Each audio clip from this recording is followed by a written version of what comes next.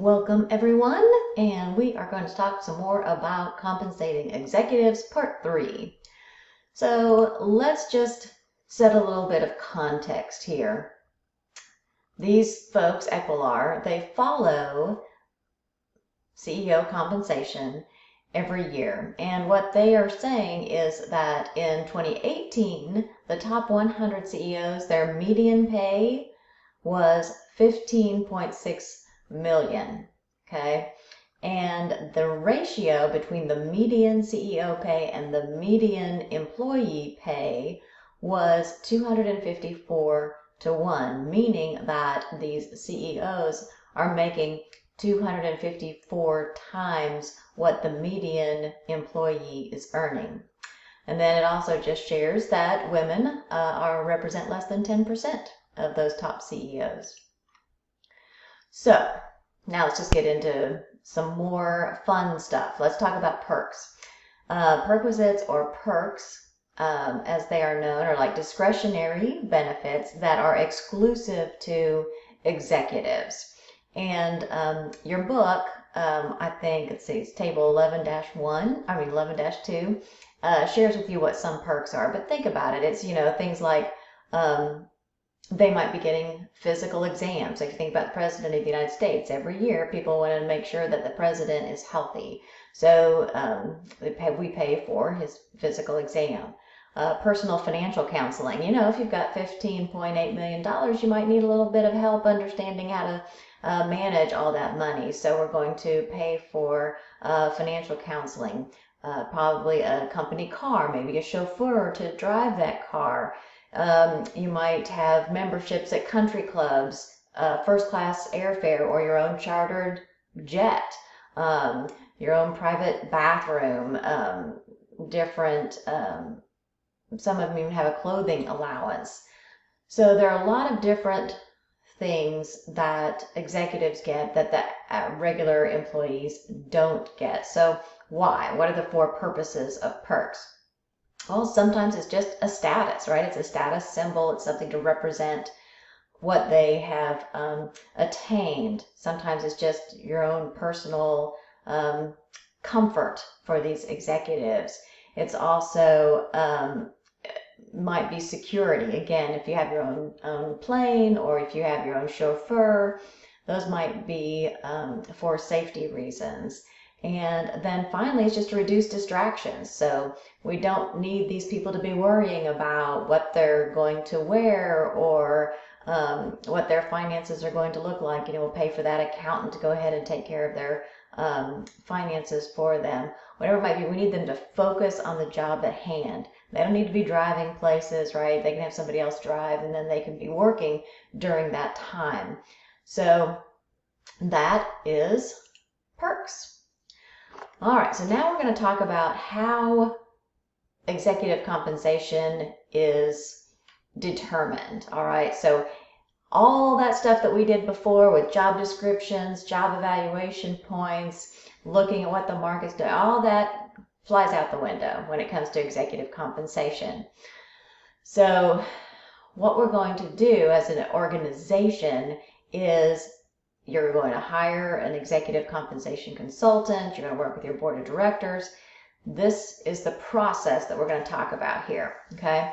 So what is an executive compensation consultant? What do they do? Well, they are just what it says, right? They are consulting on executive compensation, and they do all the research for you. So they're out there looking at, your corporate strategy, and they're going to help to determine what types of compensation might be able to allow you to bring in the very best talent to your organization.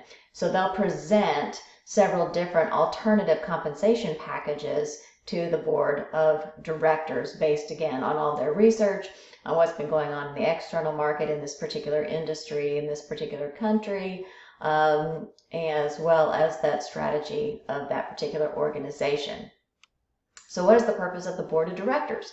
Well, your board of directors, they represent the shareholders. Their job is to kind of be this external, independent group of people who help to oversee the executives and the organization, and help things to be more transparent. But at the end of the day, their job is to represent the shareholder interest, because there are thousands, maybe hundreds of thousands of investors for particular companies, and they can't all be involved. And so there's this particular group that's going to help to represent their interests. So that leads to the ethical problem. So who hires the board of directors? Oh, that's right, it's the CEO. So they get selected. They're often compensated for that. So there's one thing. But also, they are often CEOs themselves. And so their buddy CEO may be on their board of directors, and they're going to determine each other's salaries or their compensation. So they might not necessarily be really representing the shareholders' interests, right? They're really perhaps in it for themselves. And so they want to be in good favor with the CEO for multiple reasons. Okay. Let's see. So why does it make sense to have board members serve outside of the company for a compensation committee? And it's because we're really, the board of directors oftentimes also has folks from inside the organization represented. And that would not be good. If you're, somebody working within this organization and you were determining your CEO's compensation, that would be really, really difficult. So generally it's people outside, and that helps them to be more independent and not have those conflicts of interest. Okay. So what is agency theory? I've been talking about it. Agency theory says, again, hundreds of thousands, perhaps, shareholders. And so these shareholders select, in one way or another, they're going to select executives to represent them as they're leading this organization, but also the board of directors to represent their interests. So they do that. And these shareholders are called principals. Okay, so these principals or the shareholders represent or select these agents, which are the board of directors or the executives. The problem is those agents, as much as we'd like to think that they are working on the behalf of these principals or the shareholders, they might really be more focused on what's in it for them. Okay, so the agency theory is just saying, or the agency problem is saying, that sometimes people are more interested in working for themselves and their own best interest as opposed to the shareholders or the principal's interest. Okay, so what is the SEC, Securities and Exchange Commission? And for any organization that trades publicly on a stock exchange, the SEC just kind of oversees that, and they have ensure that these organizations are submitting a lot of different kinds of documentation so that they help prospective investors know what they're investing in, right? So that they understand the financial matters and importance of these different things to themselves. Okay, that's the main goal. Now, what is a Def 14A?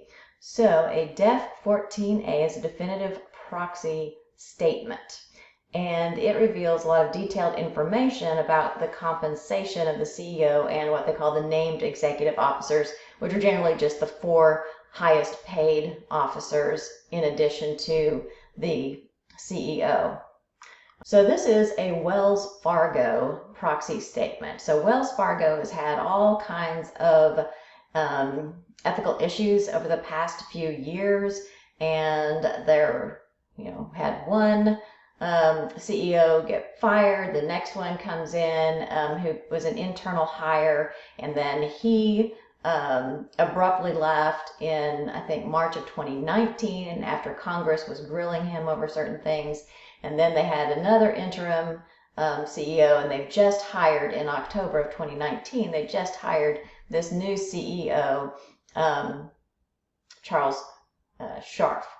So their board of directors, like we've been talking about, apparently did not do a very good job of overseeing what was going on. So basically they have cleaned house with their board of directors and these board leadership.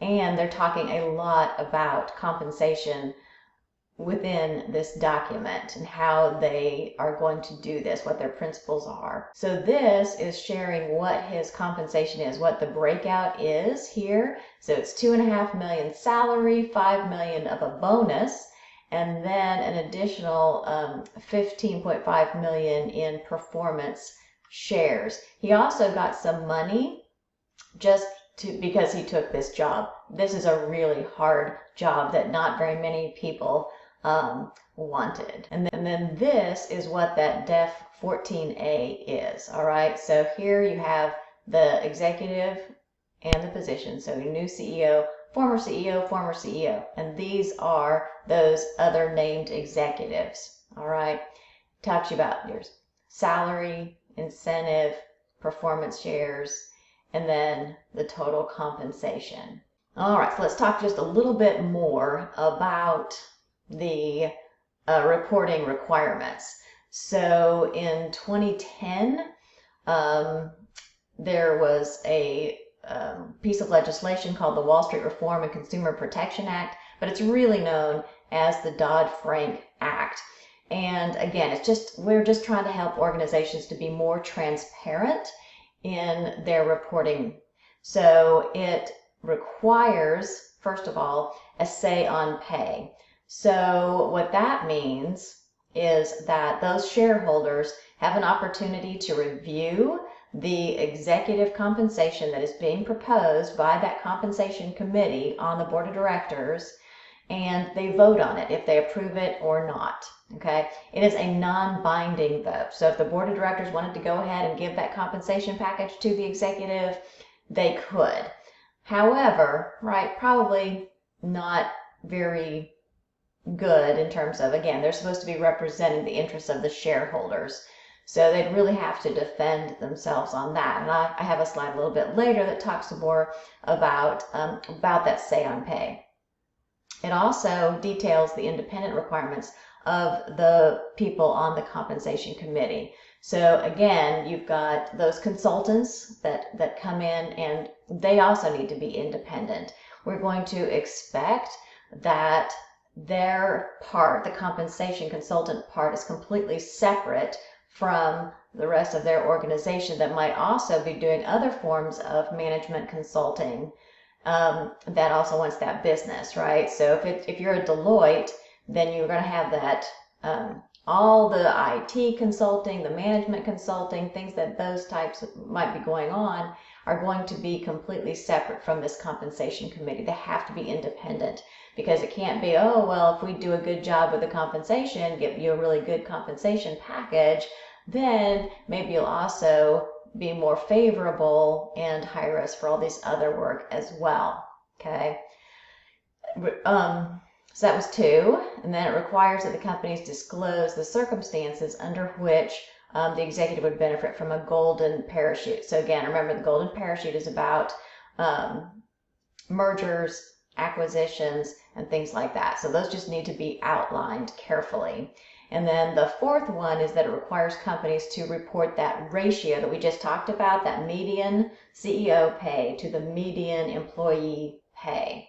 Okay. So those are the 4 provisions of the Dodd-Frank Act. Now, is there any evidence that higher CEO pay and higher firm performance are related?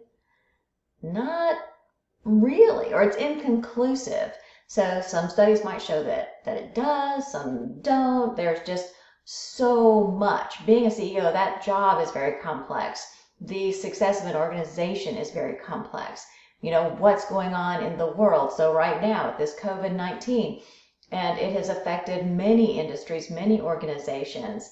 Maybe those CEOs should have had a different kind of a plan, but maybe there really wasn't anything that they could do. So now it is showing their leadership, but in terms of compensation, it's really tough to put those 2 things together.